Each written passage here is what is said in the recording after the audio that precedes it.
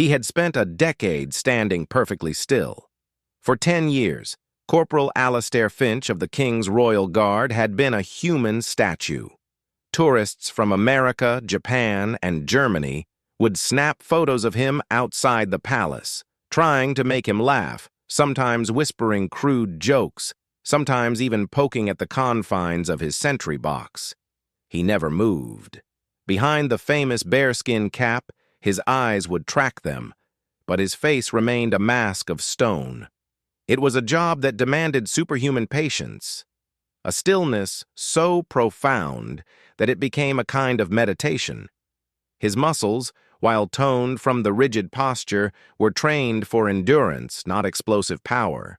His world was a 6-foot square of pavement, the weight of his L-85A2 rifle, and the rhythmic click of the changing of the guard. But now, at 32 years old, Alastair was bored.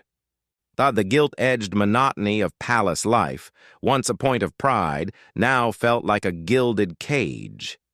He spent his evenings in the barracks, watching American action movies on his laptop. He saw soldiers in films like Lone Survivor and Act of Valor, charging up mountains, their bodies glistening with sweat, their lungs burning with effort. They looked nothing like him. They moved, they fought, they lived. One Tuesday, during a late-night scrolling session, he stumbled across a YouTube video titled, "I Tried the U.S. Army's 300-point ACFT, the Army Combat Fitness Test." The video showed a muscular soldier throwing a 10-pound medicine ball backwards over his head, dragging a sled with a 90-pound weight, and sprinting up and down a track. Alastair watched, fascinated. It was raw, gritty, and practical. And it wasn't about looking pretty in a wool tunic. It was about functional, brutal strength. A seed was planted. A ridiculous, impossible seed. The next morning, after his shift, he approached his staff sergeant, a gruff man named Miller, who had done 2 tours in Afghanistan. "Sir," Alastair began, his voice quiet, "I'd like to request a temporary assignment, a personal readiness challenge." Sergeant Miller, polishing his brass buttons, didn't look up. "Readiness for what, Finch? Guarding a hedgehog?" "For the U.S. Army Combat Fitness Test, sir. I want to take it, unofficially, and I want to train for it." Miller stopped polishing. He slowly raised his head, his eyes narrowing. He stared at Alastair as if he had just suggested marching to Russia. For a full 10 seconds, there was silence. Then, a slow, incredulous smile spread across Miller's weathered face. He didn't see a delusional guardsman. He saw the potential for the most entertaining spectacle in years. "You want to what? Swap your bearskin for a boonie hat? You want to throw medicine balls and sprint in the sand?" "Finch, you've spent the last decade perfecting the art of not moving a single muscle. You have the cardiovascular capacity of a garden statue. The American PT test isn't a walk in the park. It's designed to break privates fresh out of high school. You'd have a heart attack on the deadlift." Alastair met his gaze, unwavering. "Permission to try, sir." Miller leaned back, a glint in his eye. "Oh, I'll give you permission, lad. In fact, I'll make it a regimental affair. You have 3 months. I'll even have the lads build you a sled for the drag. But when you fail, and you will fail spectacularly, you'll be on latrine duty for the rest of the year. Deal?" Alastair extended his hand. "Deal." The news spread through the barracks like wildfire. The statue was going to become a soldier. The older guys, the ones who had seen real action, just shook their heads and laughed. The younger guardsmen, those fresh out of basic training, thought it was the coolest thing they'd ever heard. For Alastair, the bet was irrelevant. For the first time in a decade, he had a purpose beyond standing still. He was going to move. He started small. The first week was a brutal awakening. On his first morning run, he laced up a pair of trainers he'd bought years ago for a holiday that never happened. He stepped outside the barracks and tried to jog. After barely half a mile, his lungs were screaming. His shins were on fire, and he had to stop, bent over, gasping for air. His body, so efficient at conserving energy, was completely unequipped to expend it. The stationary strength he had built was useless. He had no stamina, no explosive power, no agility. He was a finely tuned machine for a job that no longer existed in his mind. He was starting from zero. Day after day, he ran. He ran in the gray London drizzle, his breaths coming in ragged gasps. He ran past the very palace where he stood guard, the tourist oblivious to the internal battle he was waging. In the small regimental gym, he struggled with the basics. He tried to copy the movements from the YouTube video. The medicine ball throw was a disaster. He couldn't coordinate his legs and arms to generate any power, the ball flopping pathetically a few feet behind him. The deadlift, the first official event of the ACFT, was humiliating. He could barely manage the required weight with proper form, his lower back screaming in protest. The other soldiers watched him struggle. Some offered encouragement, others just snickered. But Alastair was a man of granite will. He didn't get angry, he just got quiet. He started researching. He downloaded the official ACFT field manual.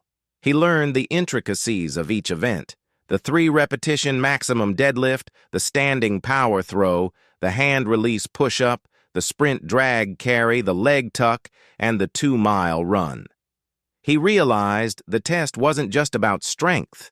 It was about transitioning from one type of exertion to another, about cardiovascular endurance mixed with raw power. It was designed to simulate the chaotic demands of a firefight. And he began to train with a new intensity, but also with a new intelligence.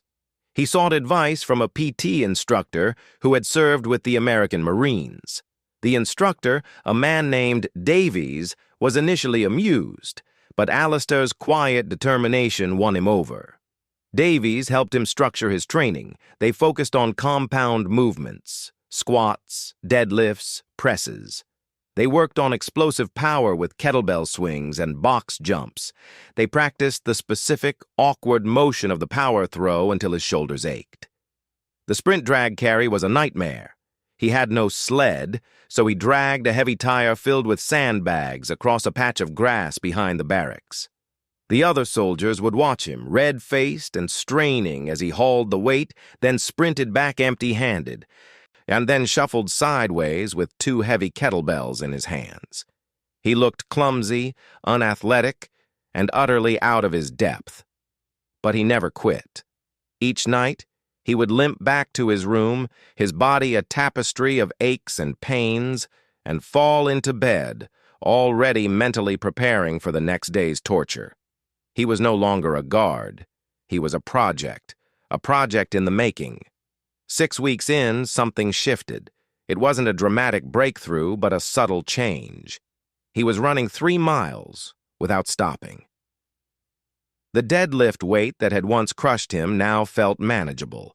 He could do a few proper leg tucks, hanging from a pull-up bar, raising his knees to his elbows. The ridicule from the barracks had faded, replaced by a grudging respect. They saw the work. They saw a man, a decade into a comfortable, undemanding role, choose to tear himself down and rebuild. The first person to truly believe in him was a young woman named Private Evans, a logistics specialist who was also a competitive CrossFit athlete. She saw him struggling with the hand-release push-ups one evening, his form breaking down after just 15. "You're wasting energy," she said, not unkindly. She knelt beside him. "It's not just about going down and up, it's about control. Go down, lift your hands, engage your core, then explode up," she demonstrated, knocking out 20 perfect explosive reps. For the next hour, she coached him. She corrected his form on the deadlift, showing him how to use his legs, not his back. She taught him how to breathe during the sprint, how to pace himself on the run. For Alistair, who had spent his career in a silent, solitary world, and this camaraderie was foreign but welcome. He was no longer the joke, he was the cause. A small group of younger soldiers started joining him for his evening training sessions, using his quixotic quest as motivation for their own fitness. They called themselves Finch's Folly. The name was ironic, but the loyalty was real. Sergeant Miller would occasionally stroll past, a cup of tea in his hand, watching his statue of a soldier drag a tire, surrounded by a pack of panting, laughing young men and women. He said nothing, but the smirk had long since vanished from his face. He saw something he hadn't seen in a long time: leadership. The final 2 weeks were a blur of taper and intensity. Alistair cut back on the heavy lifting to let his body recover, but sharpened his skills on the specific events. And he could now deadlift well over the maximum score. His power throw was consistently landing in the excellent range. He could do 40 hand-release push-ups without stopping. The sprint drag carry was still his weakest event. His agility was not that of a 20-year-old, but he had learned to pace it, to conserve energy for the final sprint. The night before the test, he stood alone on the parade ground. The palace loomed in the distance, lit up against the night sky. He thought of the thousands of hours he had spent in its shadow, a silent guardian. He had been good at that. But tomorrow, he would be something else. He would be a participant. He would be judged not on his stillness, but on his motion. He felt a knot of anxiety in his stomach, but beneath it, a deep, steady current of calm. He had done the work, and he had paid the price in sweat and pain. Whatever happened tomorrow, he was no longer a statue. He was a man. The day of the test arrived cold and crisp, a rare London morning with a sharp blue sky. They couldn't use an official U.S. military base, but Sergeant Miller had pulled some strings. A local university's outdoor athletics complex had been booked, and a genuine U.S. Army liaison officer, a Captain Reynolds who was stationed at the embassy, had agreed to officiate. He was a tall, lean man with the quiet confidence of a career soldier, and he looked thoroughly bemused to be standing on a freezing British track, about to test a Royal Guard. A small crowd had gathered. Finch's Folly was there, of course, along with a dozen other curious soldiers, Sergeant Miller with a flask of coffee, and even a few off-duty palace guards in their distinctive red tunics, looking utterly out of place. They were there for the spectacle, for the punchline. Alistair stood apart doing light stretches. He wore plain black athletic wear. No uniform, no rank, no identity. Just a man. Captain Reynolds called him over. "Corporal Finch," he said, his American accent cutting through the morning air. "You understand this is unofficial. It's for your own edification. We'll run through the 6 events in order. The standards are based on age and gender.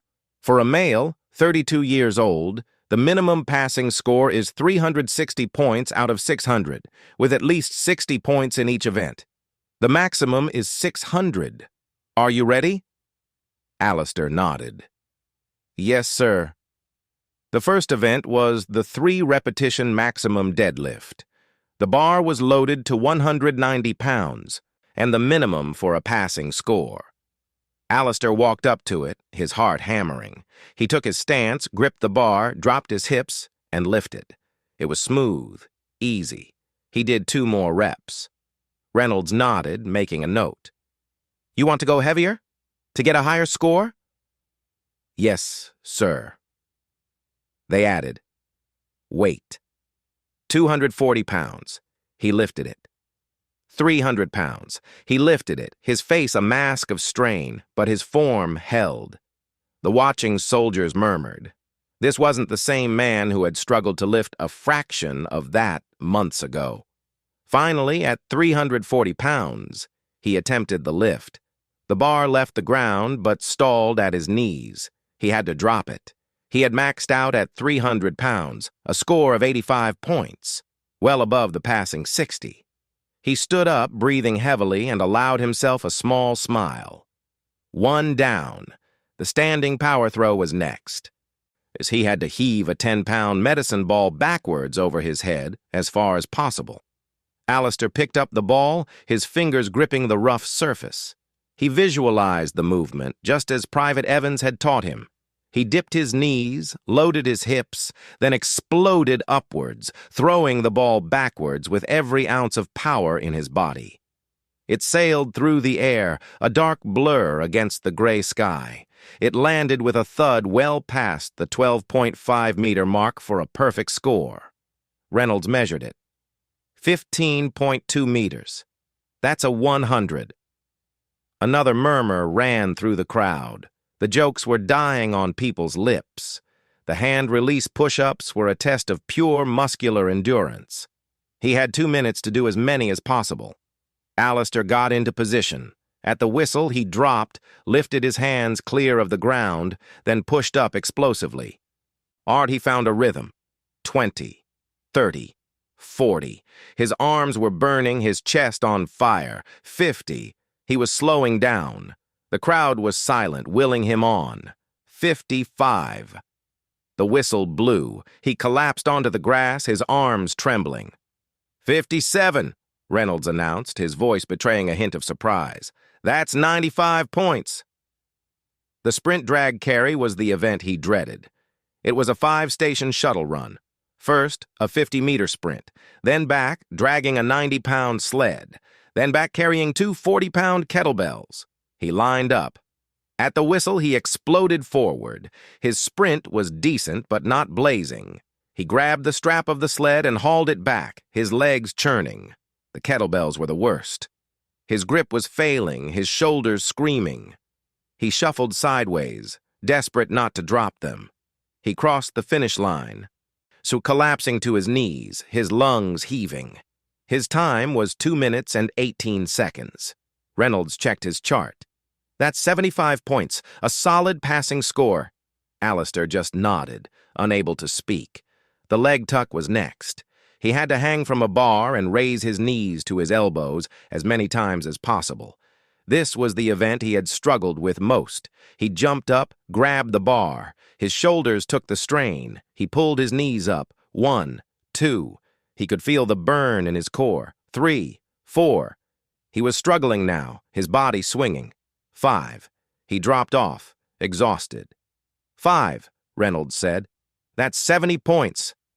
It all came down to the final event, the 2-mile run. Alistair did the math in his head. He had 425 points so far. To pass, he needed any time. But he wasn't here to just pass.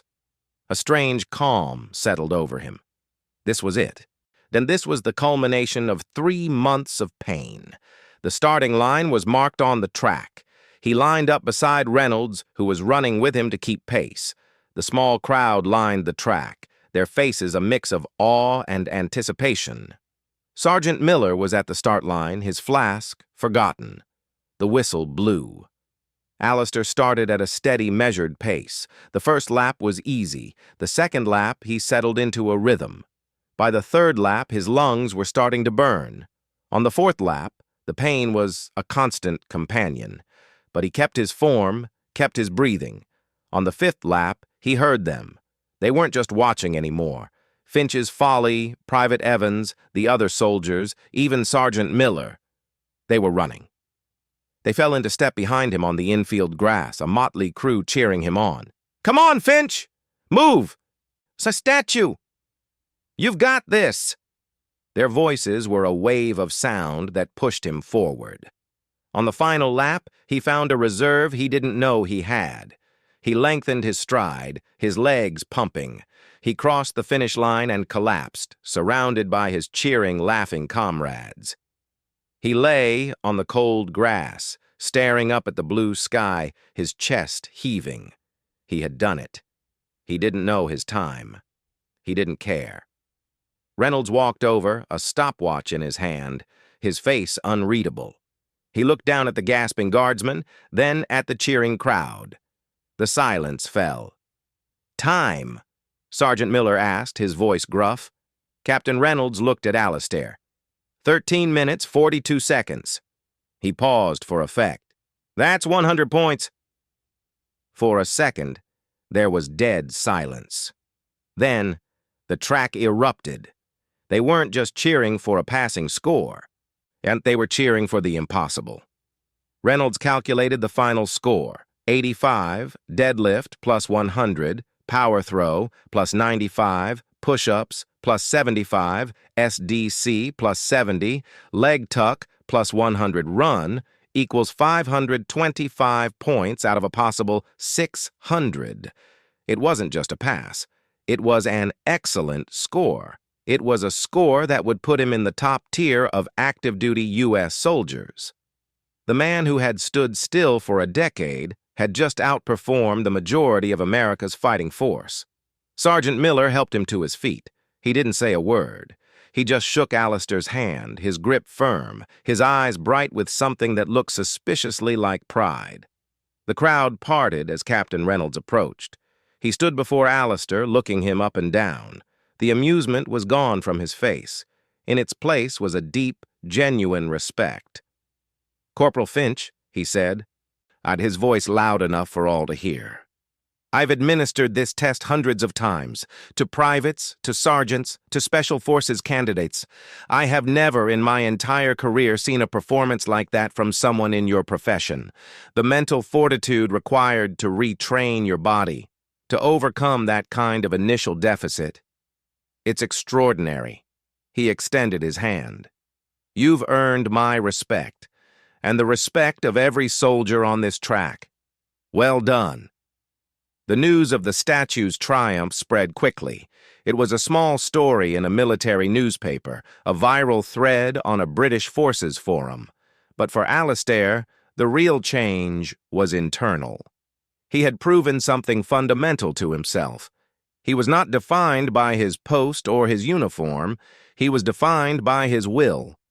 A few weeks later, he was back in his sentry box, and the familiar weight of the rifle on his shoulder, the bearskin cap snug on his head.